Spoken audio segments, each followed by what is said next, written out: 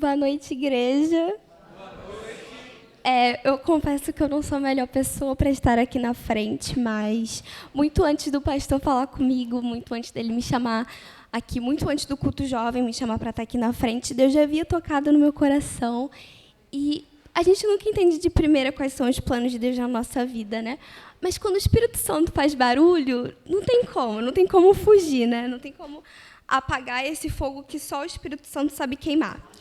E muitas das vezes a gente se questiona, né? Será que Deus fala com a gente? Será que Deus usa a gente? E Deus fala com a gente, Deus usa a gente. Então, eu não sei de que forma você chegou até aqui, eu não sei se você realmente quer estar aqui, mas eu espero que vocês estejam com o coração aberto para poder ouvir e escutar, porque a gente adora pedir, a gente adora falar, mas a gente também tem que saber ficar em silêncio às vezes para escutar.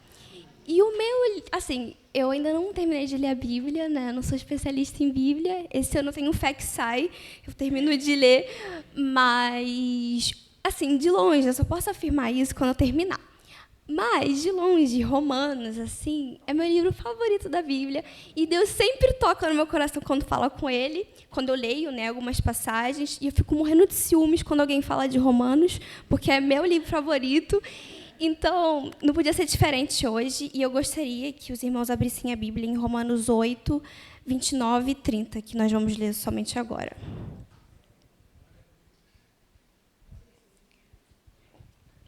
E eu vou pedir para os irmãos lerem comigo, por favor.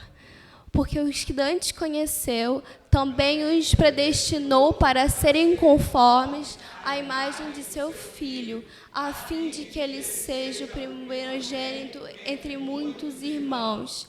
E aos que predestinou, a estes também chamou. E aos que chamou, a estes também justificou. E aos que justificou, a estes também glorificou. E, assim, é uma passagem conhecida, né?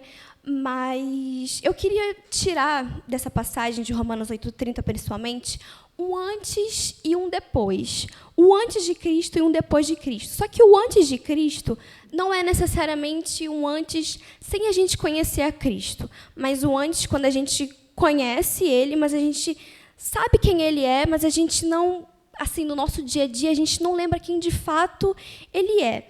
E para poder dar um contexto, o antes que eu falo nesse versículo vai de que o aos que predestinou, a estes também chamou. E aí, eu também gostaria que os irmãos abrissem a Bíblia em Romanos 8, 18 até o 23, que eu vou ler. Eu posso ler sozinha, porque aí fica mais rápido. Porque para mim tenho por certo de que as aflições deste tempo presente não são para comparar com a glória que em nós há de ser revelada. Porque a ardente expectação da criatura espera a manifestação dos filhos de Deus.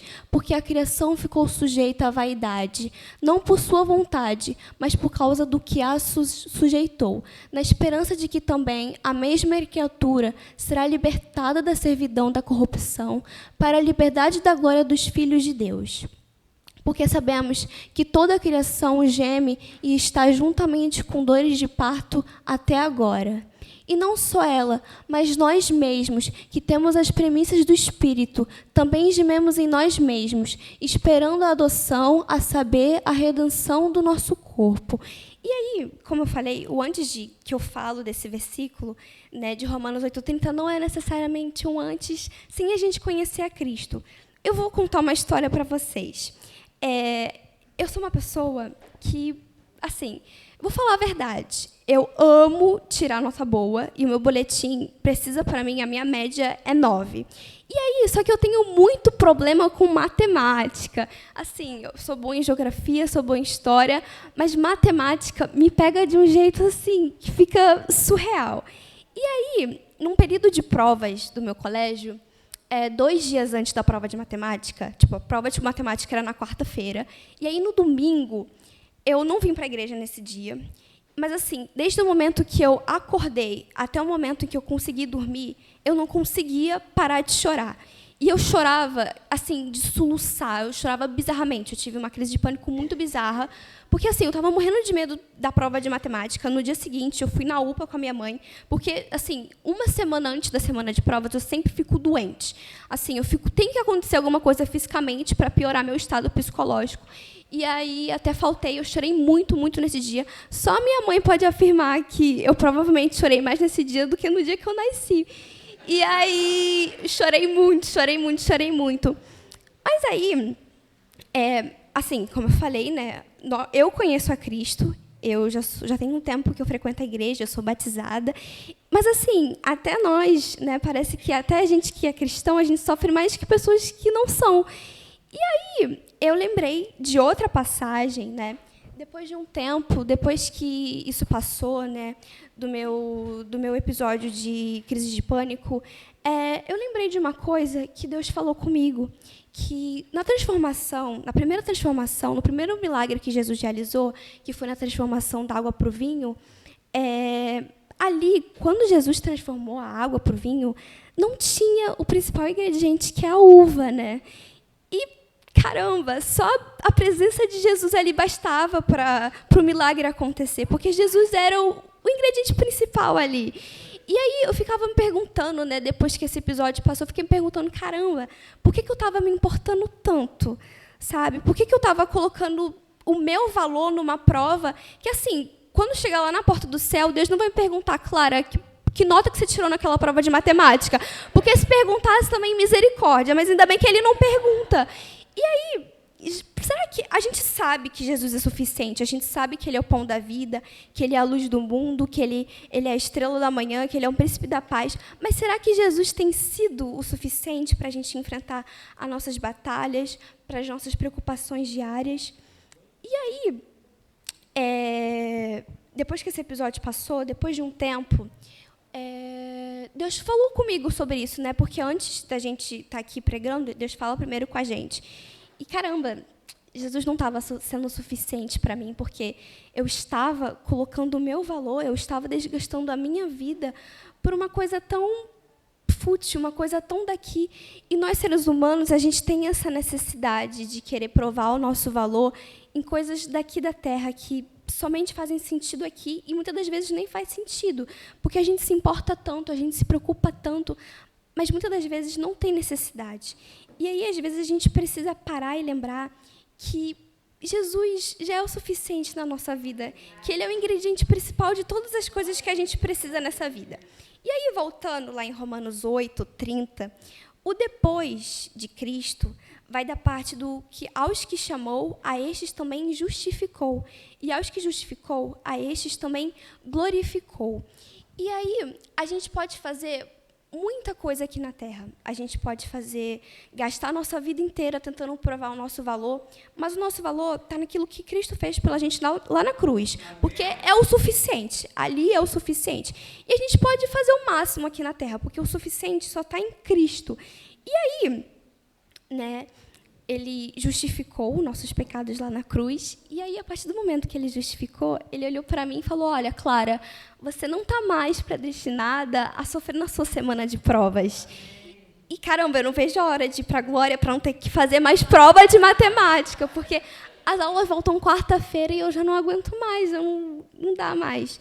E nós fomos justificados. E, assim, cara, tipo assim, Deus tocou muito comigo nisso, sobre Jesus ser suficiente, porque depois que esse episódio passou, depois de muito tempo, isso foi em março, e aí em abril, maio, eu fiquei me perguntando, caramba, será que eu fiz uma tempestade no copo d'água? Porque eu fiquei muito mal. No dia seguinte, né, eu nem fui fazer prova, eu fiquei muito mal. E eu fiquei me perguntando, caramba, será que eu fiz tempestade no copo d'água? E, assim, é da nossa natureza a gente ter ansiedade, a gente ter esses momentos assim horríveis, mas a gente precisa lembrar que nosso valor não está em nada disso daqui, né? Está em Cristo.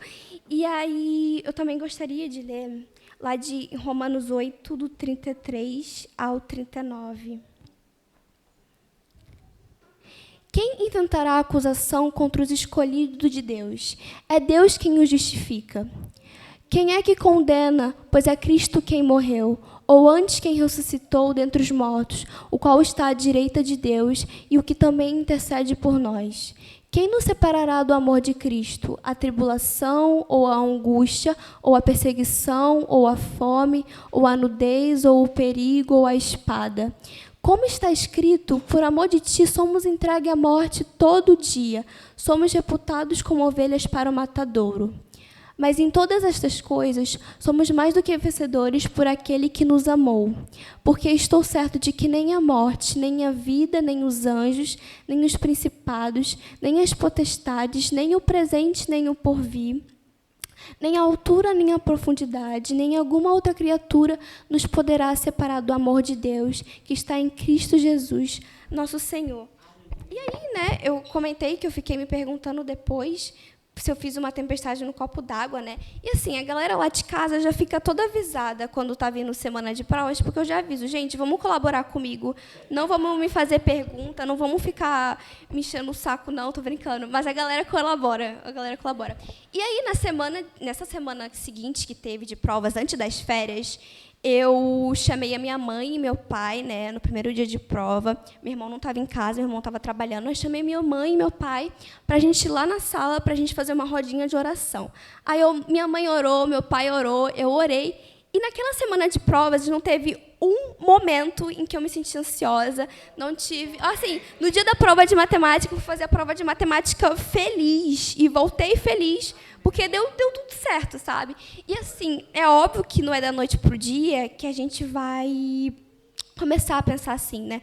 Óbvio que a gente vai se preocupar, é óbvio que a gente vai ficar mal, mas Cristo já venceu e Ele escolheu a gente para poder caminhar ao lado dele. Então, vamos trocar de fardo, porque o fardo dele é suave, o jugo dele é leve. Então, vamos trocar de fardo e vamos caminhar com ele. E, assim, esse é o meu desejo para a igreja, que Jesus venha ser o ingrediente principal da nossa vida, que Ele venha ser a uva da nossa transformação e que, assim, a gente possa entender que o nosso valor não está em nada daqui, está em Cristo Jesus. Então, é isso.